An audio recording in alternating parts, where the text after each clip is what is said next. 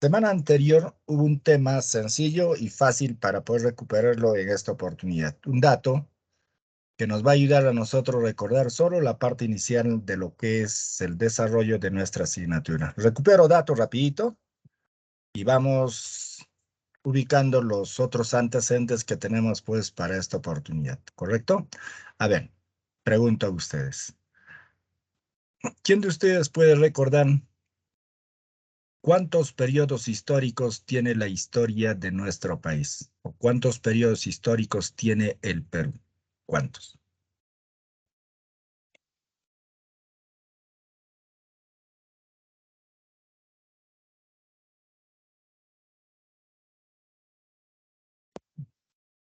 Dos. A ver, ayudemos toda nuestra amiga. Nos hablan de dos periodos. ¿Qué nombre tienen esos dos periodos?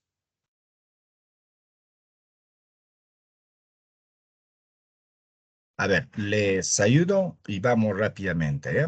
Para hoy día se tiene un tema sencillo. El título es Poblamiento Americano y a la vez el área andina. Mira aquí.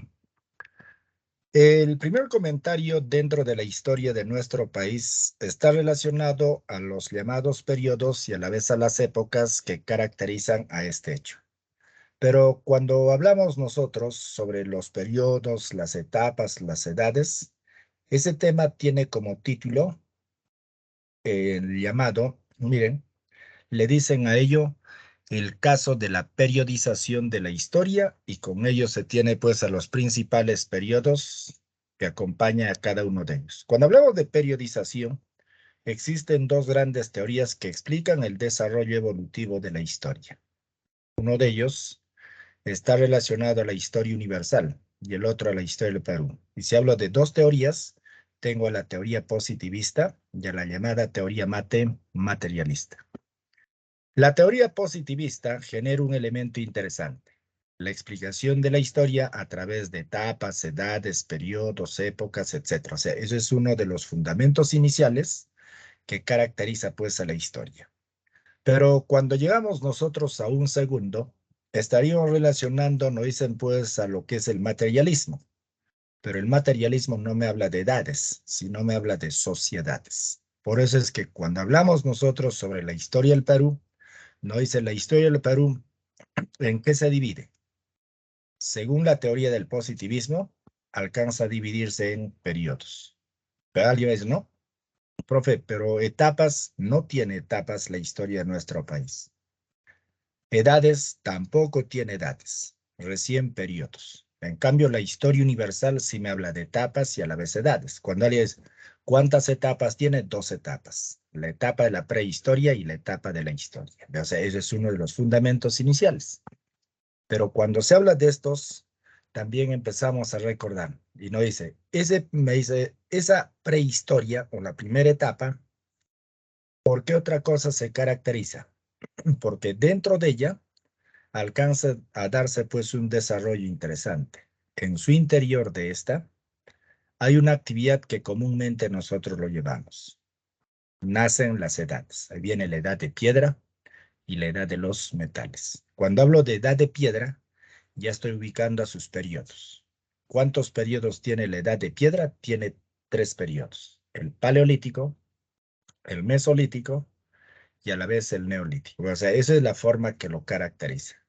Ahora, cuando llego a la historia universal, la misma historia, ahora la historia me habla de edades. ¿Y cuántas edades tiene la historia? La historia tiene pues tres grandes edades. O si prefieren, ese profe, y el último, bueno, es el último que estamos viviendo en estos tiempos. Cuatro. Edad antigua, edad media, la edad moderna y la edad contemporánea. ¿Ve? Y de un examen anterior. ¿Quién fue el personaje que lo dividió en edades a la historia universal? Es el recordado Cristóbal Keller. Eso es uno de los fundamentos interesantes. Eso se repite constantemente en exámenes. Cristóbal Keller divide en edades a la historia universal. Antigua, media, moderna, contemporánea, etc. Ese es el dato. Pero a ese mismo proceso o a esa actividad se suma otro. y nos dice, ¿qué otra cosa nace dentro de la historia universal? Según el materialismo y alcanza a dividirse en, miren, aparte de edades, ahora se habla de sociedades.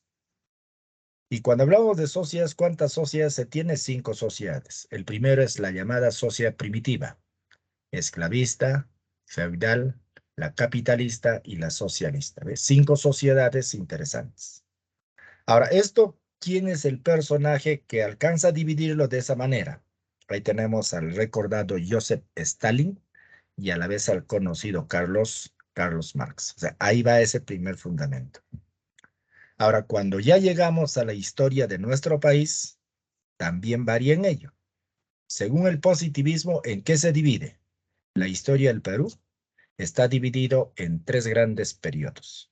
Ahí viene el periodo autóctono, el llamado periodo hispánico, y se tiene el periodo de la independencia. ¿Ve? Son los periodos que representan nuestro país. Pero los periodos también se caracterizan por llevar no solo periodos, sino se habla pues de épocas. ¿Y cuántas épocas se tiene?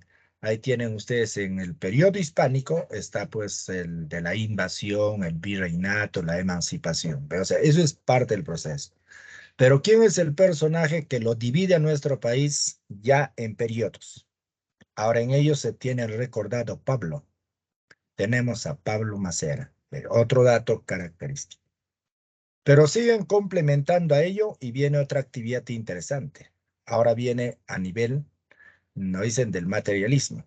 Y el Perú también alcanza un desarrollo interesante. Está dividido en 2 sociedades. El primero es la llamada sociedad de la autonomía y el segundo es la conocida sociedad de la dependencia. De 2 etapas también característicos que suma o acompaña el desarrollo de la historia. Eso es uno de los fundamentos característicos que nosotros llevamos. Pasa ello, ahora me piden en esa primera semana o me pidieron esa semanita hablar sobre un dato interesante, sobre la llamada prehistoria o para algunos el llamado el primitivismo. El comentario inicial hay que recordarlo. Cuando dice, ¿por qué se caracteriza? Se divide en edades. Edad de piedra y edad de metales. Cuando hablamos de edades, piedra y metal, ahora llego a uno nuevo. Ahora me habla de periodos. ¿Y cuántos periodos tiene la edad? Miren, la edad de piedra tiene 3 periodos. Uno es el paleolítico, el segundo es el mesolítico y el tercero es el llamado neolítico. ¿Ve? 3 interesantes que caracteriza o acompaña a esta actividad. Eso es el fundamento más interesante que nosotros llevamos dentro de lo que es la historia. Esa parte hay que recordarlo, por favor. Recordamos ello y podemos seguir avanzando en cuanto a los antecedentes que llevamos. Ahora viene otro. Cuando ya se tiene, me dicen, a esto de la edad de piedra y sus periodos, lo que a mí me exigen siempre y hasta en exámenes de admisión es algo interesante. Recordar a las llamadas, ahora escuchen, ¿ve? Debemos recordar la presencia, pues, de las llamadas características de los 3 grandes periodos. Característica del paleolítico, del mesolítico y del neolítico. Ahora, cuando hablamos de las características del paleolítico, ¿cuál es su característica principal del paleolítico? Ahora, el paleolítico, interesante. Oído con esto. El paleolítico es el periodo donde se da la presencia de los primeros hombres primitivos. Se da en ello la presencia de un troglodita, se da la presencia de un nómada, miren, interesantes los datos, troglodita y nómada, y a ello se suma otro de gran importancia. Pero ¿quién se complementa a ello? Lo que va a complementarse son las llamadas hordas. Ahora, ¿y qué es una horda? Grupo de hombres primitivos. ¿Eh? ¿Qué otra característica lleva? En el Paleolítico se da el descubrimiento del fuego. Se dan los primeros entierros y se practica el llamado arte, el arte rupestre. De 3 datos interesantes que acompañan pues al llamado al Paleolítico. Pero pasado ello vendría el Mesolítico. Ahora, el Mesolítico tiene una expresión distinta. ¿Y ¿Cuál es su característica principal del Mesolítico? Lo del Mesolítico alcanza un desarrollo interesante. Se habla del periodo donde mamá controla pues al mundo. En otras palabras, es el periodo del matriarcado. ¿Ve? Matriarcado. Por eso muchos dicen, ¿no? ¿Pero qué es el matriarcado? Le dicen matriarcado al periodo en el cual las mujeres dominaron pues al mundo. Eso es matriarcado. Y con el matriarcado, ¿qué sucede? Con el matriarcado nace por primera vez la horticultura, la supuesta llamada para nosotros agricultura. Pero lastimosamente mamá va a perder el control del mundo y papá lo asume. Y al asumirlo papá, nace otro hecho interesante. Ahora, ¿y qué sucede con papá? Papá marca el inicio de dominio. Se habla del inicio del patriarcado. Pero comparado a mamá, papá no es de gran importancia, porque debido pues a las condiciones que llevó consigo, papá desarrolla una actividad económica inferior a lo que había desarrollado mamá. Mamá supuestamente alcanzaba ya el desarrollo de la agricultura, mientras que papá se dedicaba solo a la domesticación de los animales. Ese es otro elemento que está relacionado a estas caracterizaciones que lleva el Mesolítico. Y al final de ello viene pues el llamado Neolítico. Pero Neolítico, ¿por qué? Porque se habla de una etapa nueva, nueva, la nueva etapa de piedra. Ya no es tallado a golpes, sino se habla de un proceso de pulimentación. O sea, hablamos de la pulimentación de la piedra. Su característica principal, papá controla el mundo. Se da el desarrollo pleno del patriarcado. Otra de las grandes caracterizaciones que lleva, papá construye viviendas. Papá divide el trabajo en agricultura y en ganadería. Otra característica de papá, en ese entonces, se da el nacimiento de la propiedad privada. Nace el Estado y con ello la presencia de las primeras civilizaciones en el mundo. Son datos que va a caracterizar a los tres grandes periodos que acompaña pues a la edad, o vale decir, a la llamada edad de piedra. Paleolítico, Mesolítico y el Neolítico. Sobre ese comentario, ¿alguna pregunta, chicos? ¿Se entiende? Eso es lo que debería haberse desarrollado en semana anterior. O sea, estoy tratando de recuperar y espero que se entienda. Lo que tienen que recordar es esa última parte. Edad de piedra. ¿Cuántos periodos tiene la edad de piedra? 3 periodos. Paleolítico, Mesolítico y Neolítico. Sus características ya les indicaba. Primer dato de importancia. ¿Correcto? ¿Algún comentario? ¿Pregunta, chicos?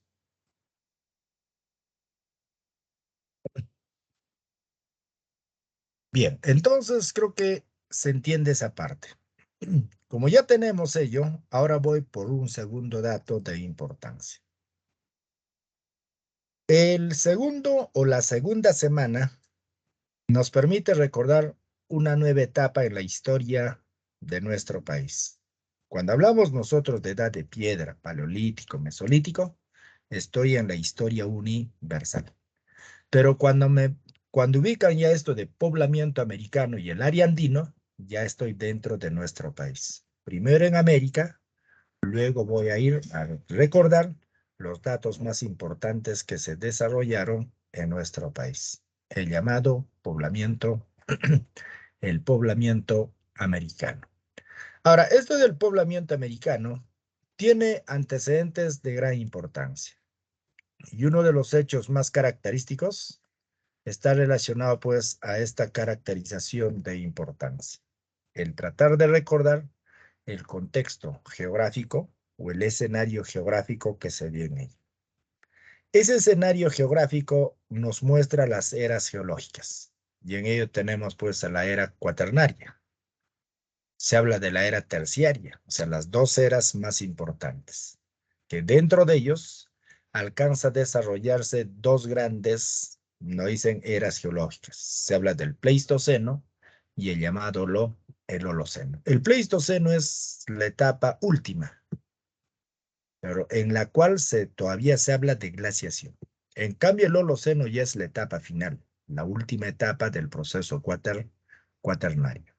Sus caracterizaciones más importantes. El Pleistoceno nace solo como glaciación y las glaciaciones generan un proceso interesante. Nombres distintos que ganaron en diferentes puntos y un desarrollo interesante en nuestro medio. ¿Cuál es esa caracterización que llevamos a nivel de Pleistoceno?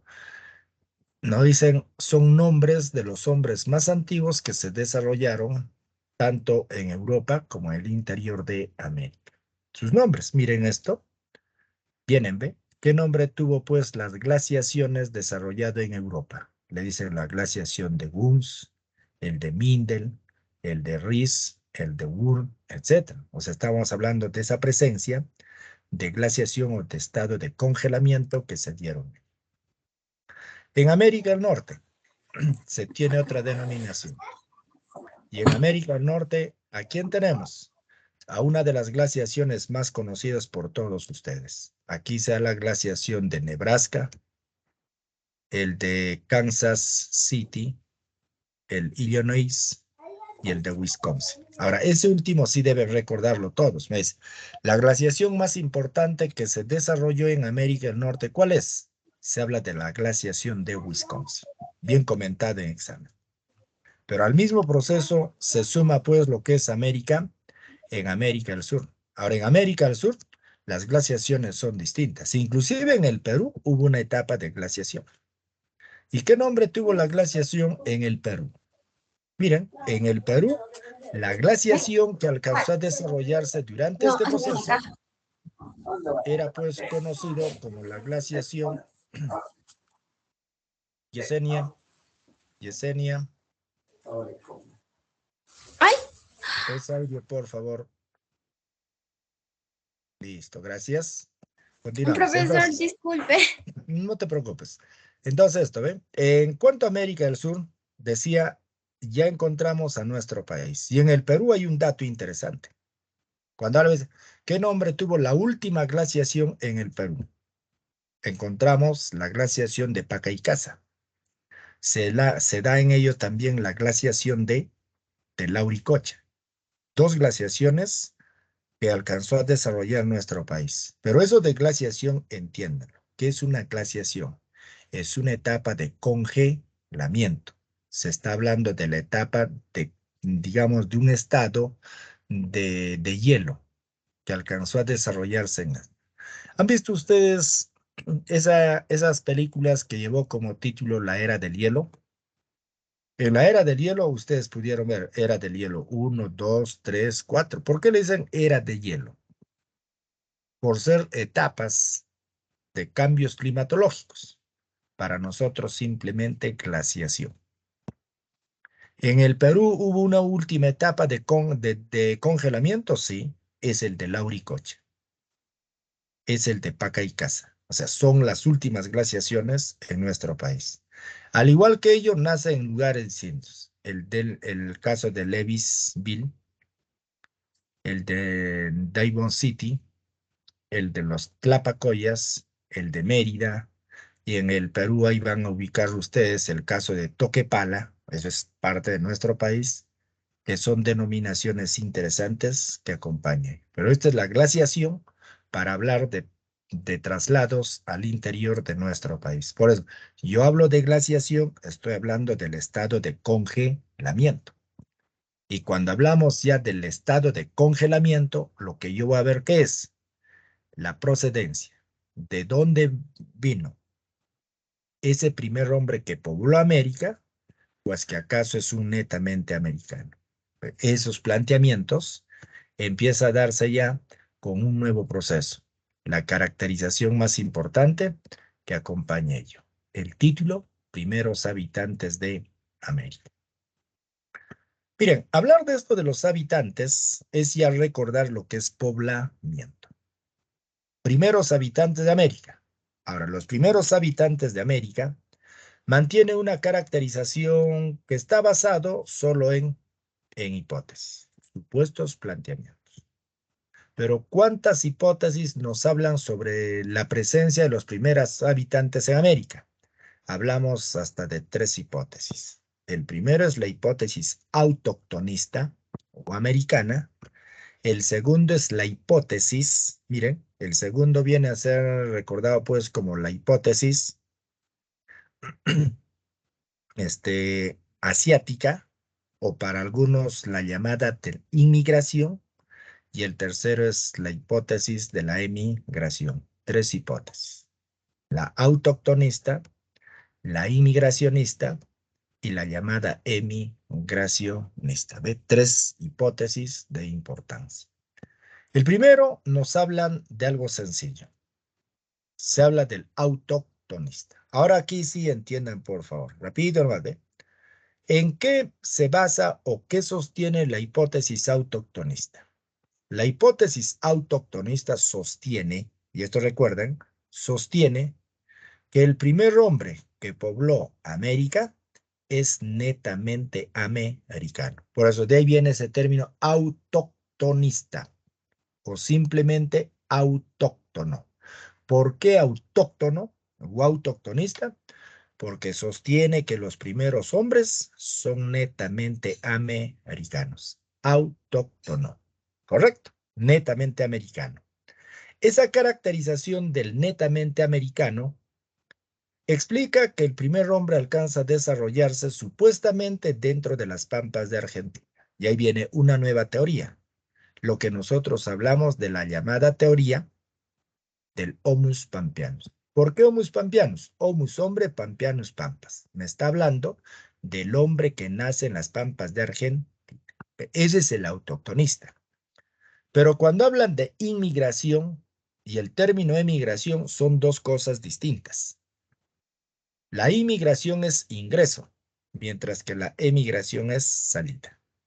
Pero cuando hablo de inmigración es de ingreso, ingreso, lo que quiere decir de que hubo o existieron ese entonces personajes distintos, quienes hicieron su ingreso al interior de América.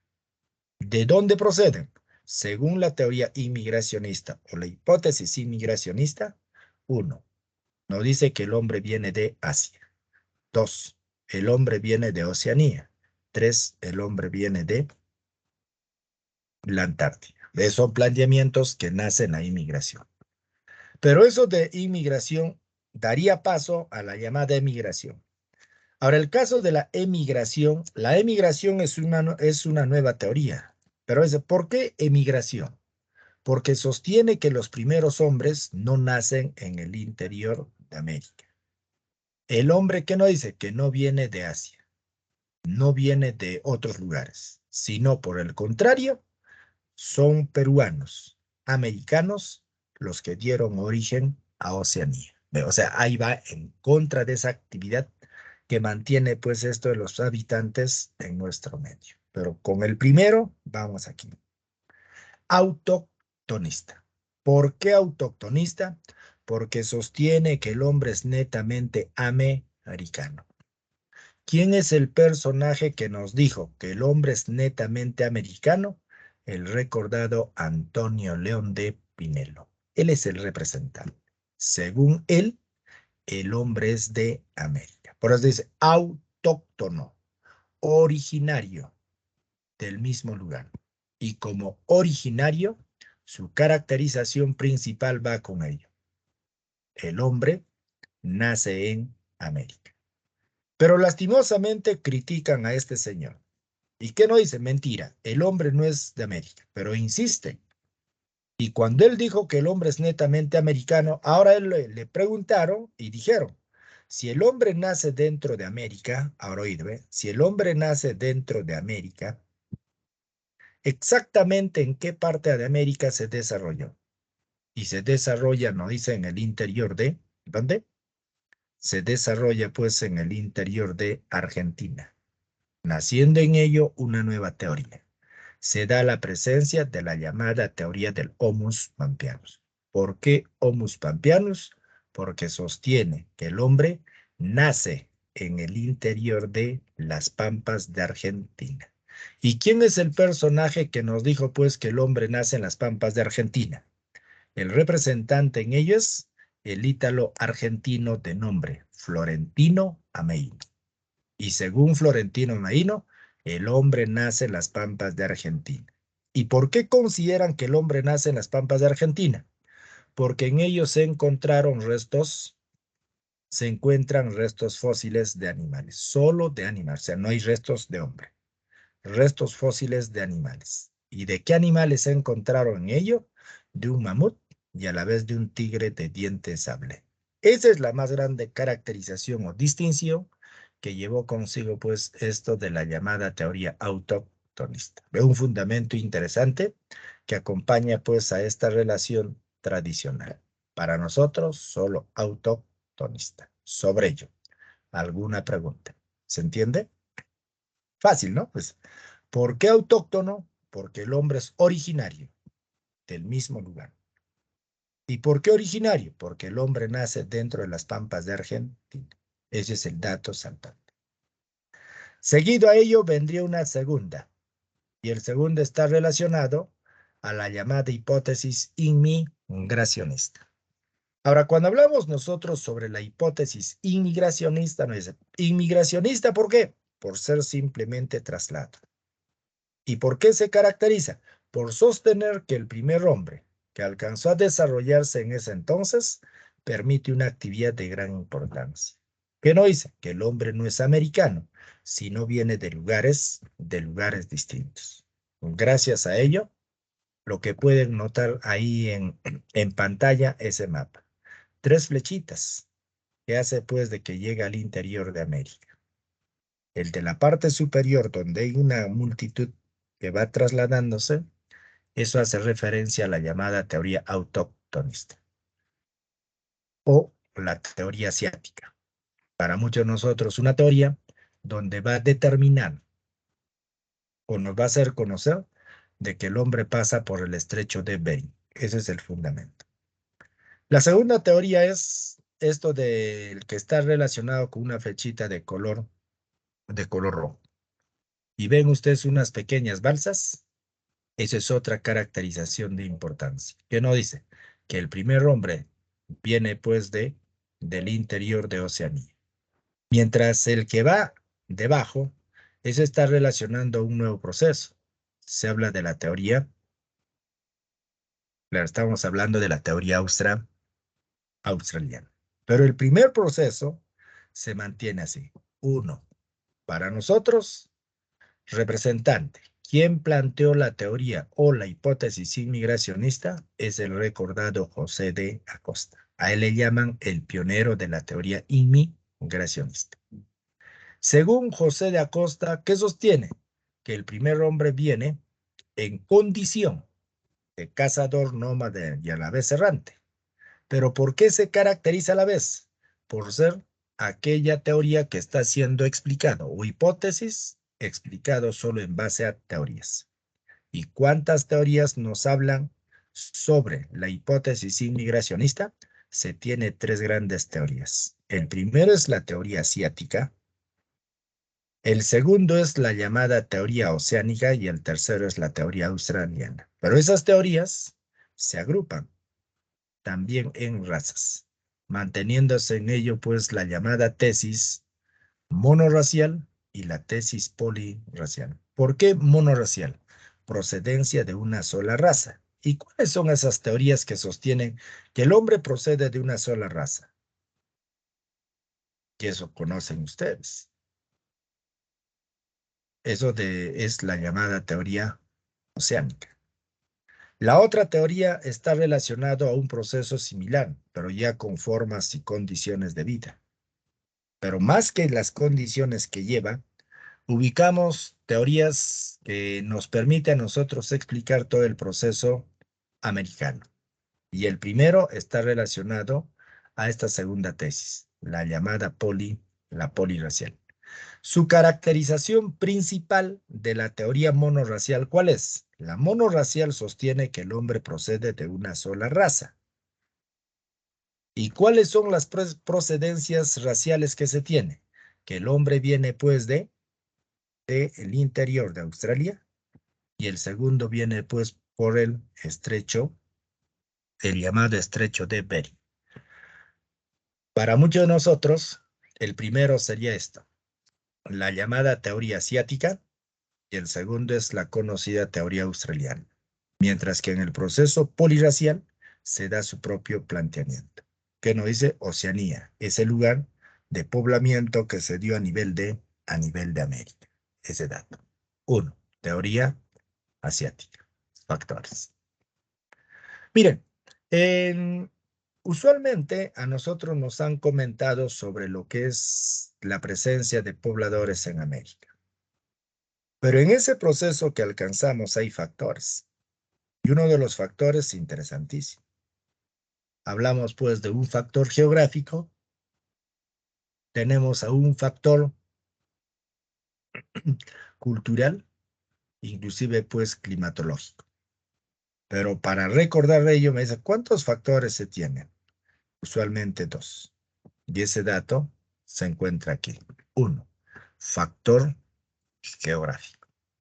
Ahora, factor geográfico, ¿por qué? Le dicen geográfico porque hace relación de que América se encuentra cerca a Asia. ¿Y cuál es la distancia que los separa? Solo de 75 a 90 kilómetros separa pues a estos dos continentes. Y como se encontraba en ese entonces en un estado de congelamiento, entonces, ¿qué pasaba? Que los primeros hombrecitos de ese entonces pasarían solo por un estrecho, el que se hace conocer para nosotros como el estrecho de, ¿cómo le llaman? Es el estrecho de Bering, o algunos le llaman el estrecho de Bering. Por eso este dato en ello. Factor geográfico. Sostiene de que el primer hombre pasa por el estrecho de Bering. ¿Ve? Dos. Factor antroposomático. Ahora, este término de antroposomático también lo recuerdan. Pues, ¿por qué le dicen antroposomático? Porque hablamos solo de una relación o un parecido con los asiáticos. Pero ¿cuál era pues ese parecido que teníamos con los asiáticos? Era esto, los pómulos sobresalientes. Era la forma y no dicen pues de los ojos, redondos, pero muchos dicen, profe, y achinados, eso es solo porque están rasgaditos. Y el tercero que lo caracteriza, ¿cuál es?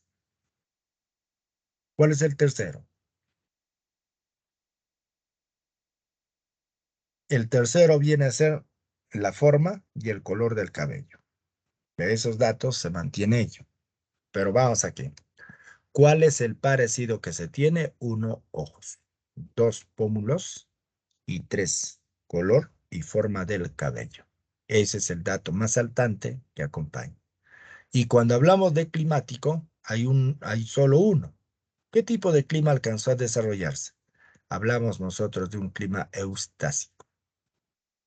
¿Por qué le dicen clima eustásico? Por el frío excesivo que se dio durante esa etapa. Pero esta es caracterización de la teoría asiática. Y para recordar, ¿quién fue el personaje que planteó la teoría asiática? Es el ítalo y el otro es el checo norteamericano. El recordado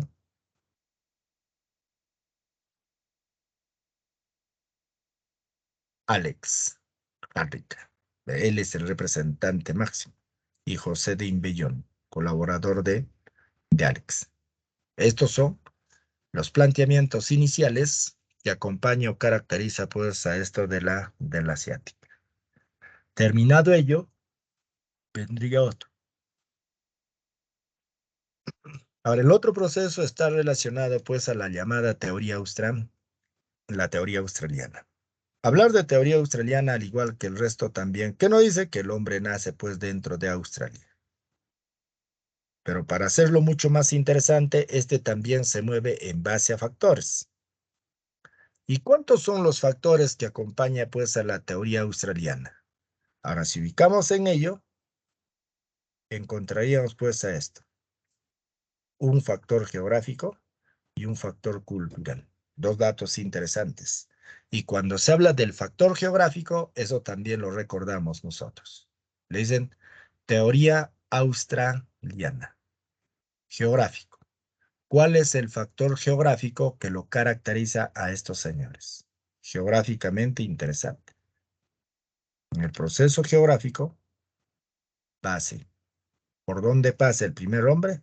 Sale de Australia, ingresa a las islas de Auckland, llega a la isla de Tasmania y de ahí al interior de América.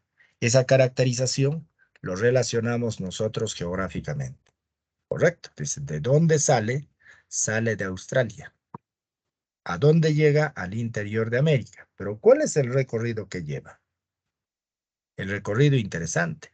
Uno de los recorridos más comunes está pues con la llamada Optimus Climaticus. ¿Por qué el Optimus Climaticus? Porque se está hablando de un clima adecuado para el desarrollo poblacional. O sea, esa es la característica más saltante que llevó consigo. Eso es geográfico. Pero a la vez, no solo es geográfico en la teoría australiana, sino se habla ahora de un factor que comúnmente lo recordamos, cultural. Pero ¿por qué factor cultural? Le dicen factor cultural cuando se deja evidencia. ¿Y cuál es la evidencia que dejaron en ello? Eran pues los llamados vestidos, hechos en base a lana y algodón. Para muchos de nosotros se está hablando solo de la forma de vestir, una caracterización interesante que acompaña pues esta actividad tradicional. ¿Ve? Vestidos de pieles. Ahora, los vestidos de pieles es propio de las zonas frías. Es por ello que dentro de la teoría australiana se va a dar la presencia pues de este proceso cultural. 3. ¿Y cuál es el tercero? El tercero es un factor lingüístico, en la cual se hace una comparación con la misma cantidad establecido durante ese proceso. Si cuesta un sol, un sol. Si cuesta más, más. Pero esa caracterización se mantiene en ello. Vestido de pieles. Posterior a ese proceso cultural viene pues el factor lingüístico. Y cuando hablamos de factor lingüístico, también un dato conocido. Lingüístico, ¿por qué? Le dicen factor lingüístico por el parecido que se tiene en 93 palabras usado, el americano y el australiano. Y eso es otra distinción interesante, ¿ve? 93 palabras. ¿Y quién es el representante máximo de esta teoría? Ahora, el que lo caracteriza o lo representa es el recordado, tienen al conocido Antonio, o para algunos, el recordado Méndez Correa. Arthur Méndez Correa, así le llaman, ¿no? O Antonio Méndez Correa. Caracterización que lleva consigo la teoría australiana. Otro fundamento característico.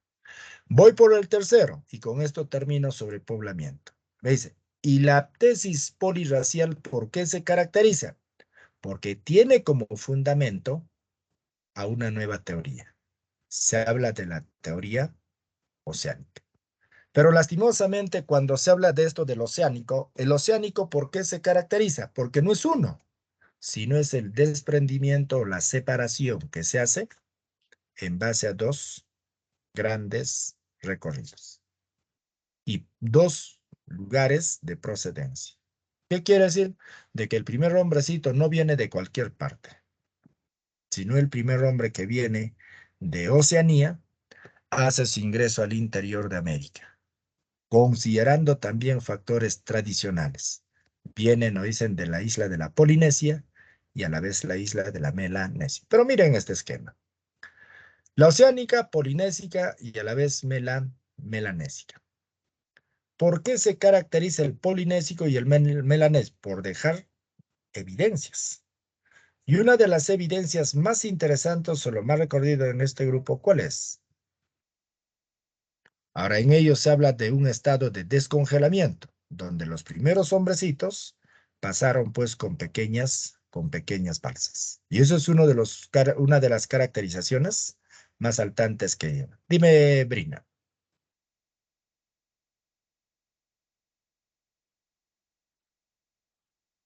Si tienen por ahí algún comentario, me dicen No, profesor, y espero vamos para ver si reforzando. entendí. Ok, entonces, esa primera parte espero que se entienda. Estamos en la Polinésica. Vuelvo con lo mismo. Polinésica, Melanésica. Dos islas que caracterizan la llamada teoría oceánica. Se tiene factores y a nivel de factores tenemos un geográfico. ¿Y cuál es el factor geográfico? ¿Por dónde pasa el polinésico, el melanésico para llegar a nuestro país? Ellos llegan, miren, y a la vez pasan por tres lugares. Por el Océano Pacífico, por la corriente ecuatorial y llega pues a la isla de Pascua. Y ese es el dato, ¿eh? Océano Pacífico, isla de Pascua, corriente ecuatorial, etcétera. Geográfico, distancia, recorrido, etcétera. El segundo está relacionado pues a lo que son culturas. Ahora, cuando hablamos de lo cultural, ¿por qué cultural? Evidencias. ¿Y cuál es la evidencia encontrada según la teoría oceánica?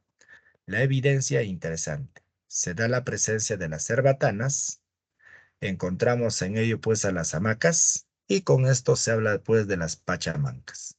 Tres elementos culturales de gran importancia. ¿Ve? O sea, me dicen, profe, y cuando hablamos nosotros de la teoría australiana, ellos habrán conocido también lo que es el hacha, el boomerang, etcétera. Sí conocieron, pero a quién le dan el respaldo de ser el que realmente empleó ese proceso, se mantiene la teoría oceánica. Y un tercer factor, se habla de la mistificación racial antropológica. Y a nivel antropológico, ¿qué nos dice? Que el primer oceánico, polinésico y melanésico se fusionaron racialmente con una tribu brasileña, el de Lagoa Santa. Pero cuando decir esto de que el hombre se fusionó ello, ¿qué quiere decir? Que antes de un oceánico ya existía pues otro grupo en su interior. Y ahí viene la mezcla racial con algunos personajes de Brasil. ¿Y quién es el que lo representa o lo caracteriza pues a la teoría oceánica? El que lo va a representar es el conocido Paul Rivet. Hasta ahí tengo los tres fundamentos más interesantes que acompaña pues a la llamada teoría de de la inmigración. Espero que se entienda esta primera parte frente a la presencia de los hombres más antiguos de nuestro país. Procedencias interesantes destacaron en ello. ¿Preguntas? ¿Se entiende, chicos? Miren, cuando yo no puedo recordar preguntas para exámenes de admisión o no recuerdo datos, un ejemplo de este poblamiento americano, cuando a veces, ¿quién planteó la teoría australiana? ¿Quién es el representante de la teoría asiática? Etcétera. Eso es fácil. ¿Sabían ustedes que cada teoría tiene una inicial? Miren, tiene una inicial. Y cada inicial representa al representante máximo de cada teoría. Ejemplo, teoría asiática. ¿A de qué? De América. ¿Qué nos dice? El hombre nace dentro del mismo América.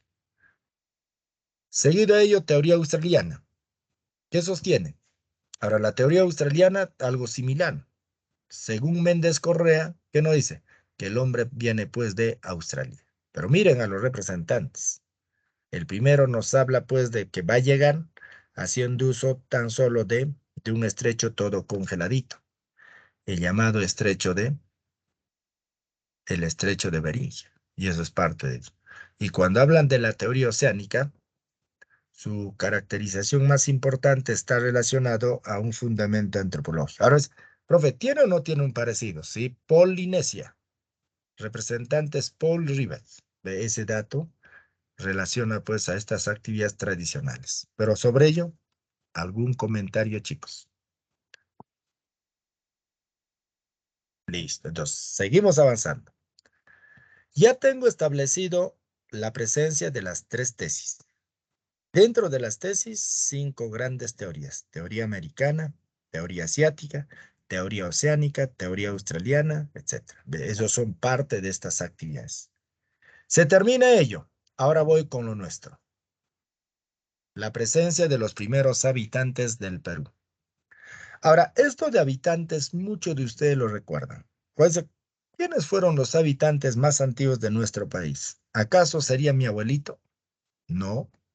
Lo que vamos a ver aquí también es una explicación que se hace de los primeros hombres que se desarrollaron en nuestro país, pero en tiempos atrás. Una de las más grandes distinciones está relacionada a su explicación en base a etapas. Pero cuando nosotros hablamos de etapas, esto me va a crear cierta separación, no hay aceptación en ello. ¿Y saben qué nombre tiene esas etapas? ¿Ve? Ahí tienen ustedes. Se está hablando de una forma o una forma de desarrollo. Hablan de la etapa lítica. Otro que va a llevar la misma condición. Se habla de los arcaicos. Y cuando hablamos de arcaico, ¿por qué arcaico? Por ser una etapa de formación y a la vez de desarrollo. Ahora, si yo quiero ubicarme, dice, profe, ¿quiénes se encuentran en la etapa lítica o en la etapa de piedra? En la etapa de piedra tenemos a 8 hombres primitivos: Pacaicasa, Chivateros, Toquepala, Lauricocha, Pariján, el hombre de Pucuncho y el de Cerro Paloma. ¿Ve? Son 7 personajes de importancia. Pero como yo no voy a entender esto por etapas, entonces lo llevo a algo más sencillo. Ya no etapas, sino hablamos de formas de vida. Y este es el otro dato característico que llevo consigo. ¿Ve? Formas de vida. ¿Y cuántas formas de vida alcanzó a desarrollarse durante este proceso? Tenemos 3 formas de vida. Uno es la vida de los llamados cazadores nómadas, donde el primer hombre viene a ser troglodita. O simplemente estamos hablando de una etapa en la cual la glaciación fue constante, congelado. Pero hablemos de esto. El primer grupo, cazadores nómadas. El segundo grupo es el grupo de los horticultores. Y el tercer grupo, estamos hablando nosotros de la llamada etapa de la sedentarización. ¿Correcto? Cazador nómada, horticultor seminómada y a la vez sedentarios. ¿Cuántos cazadores nómadas existió en ese entonces? Ahora, si hablamos de cazadores nómadas, en este grupo se dio la presencia de 8 primitivos: Pacaicasa, Chivateros, Toquepala, Lauricocha, Paiján, etc. ¿Ve? ¿Y qué tal me dicen, profe? Y el caso de los cazadores, pero para recordar sus nombres, por mnemotecnia lo llevamos. Y si es por mnemotecnia, ahí va esa, ¿ve? Por mnemotecnia. Es Pachito Laupa.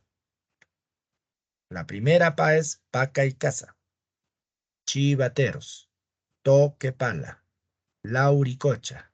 Y el último es Paiján. Ellos son los que representan a este proceso. Cada uno tiene una característica. ¿Quién es Pacaicasa? Primer habitante del Perú. ¿Quién fue Chivateros? El representante del primer taller lítico en el Perú. Y seguido a ello viene Toquepala. ¿Y quién es Toquepala? Primer pintor rupestre.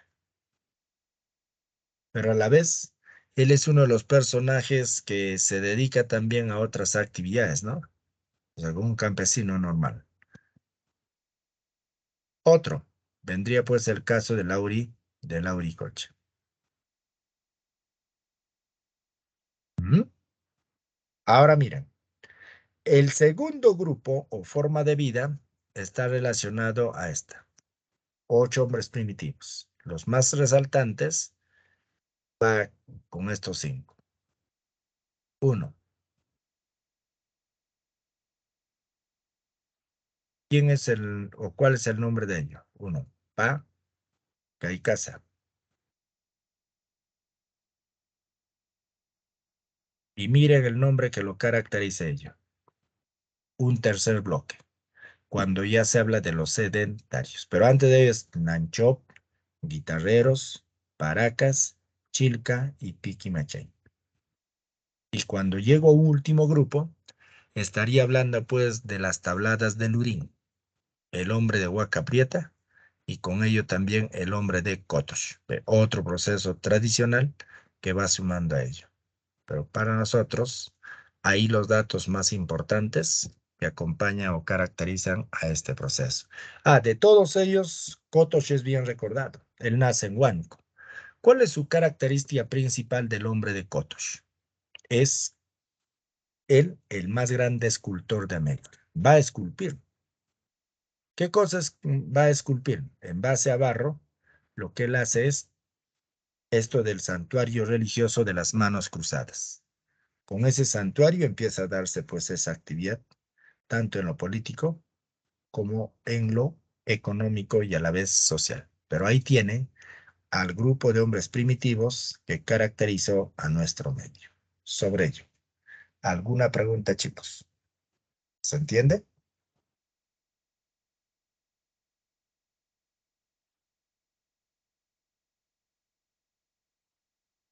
Este esquema de los primitivos peruanos tienen que recordarlo a la perfección, porque si yo no puedo recordar a ellos, lastimosamente se va a perder datos interesantes. Por decir el caso del primero es Pa, él es, a él le dicen Paiján. Luego viene un Che, Chilca.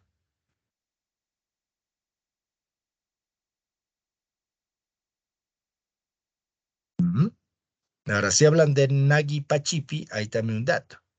Dicen Nancho, guitarreros, Paracas, Chilca y Piquimaché. Ahora, lo de Chilca, conocen bastante. Dice, profe, ¿es el de Huancayo? No. El de Chilca hace referencia a Lima. Él es el primer domesticador de animales en el Perú.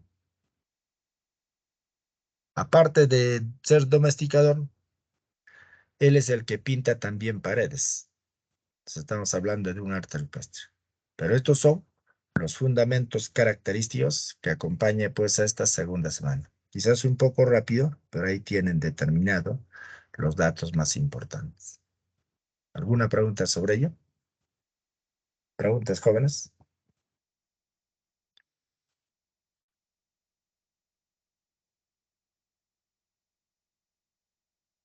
¿Nada? Listo. Entonces, ahí nomás dejamos. Y en la siguiente conti, dos puntos sencillos, poblamiento americano y el otro es poblamiento peruano. ¿Preguntas? Bien, listo. Entonces, hasta aquí con lo que respecta. Listo, chicos. Conmigo hasta la próxima. Cuídense. Y el tema que sigue ahí es esclavismo, las principales culturas más importantes de la historia. Bien, hasta aquí y hasta la próxima. Bye, bye. Chao, chicos. Gracias, maestro. Ok, hijo, gracias también.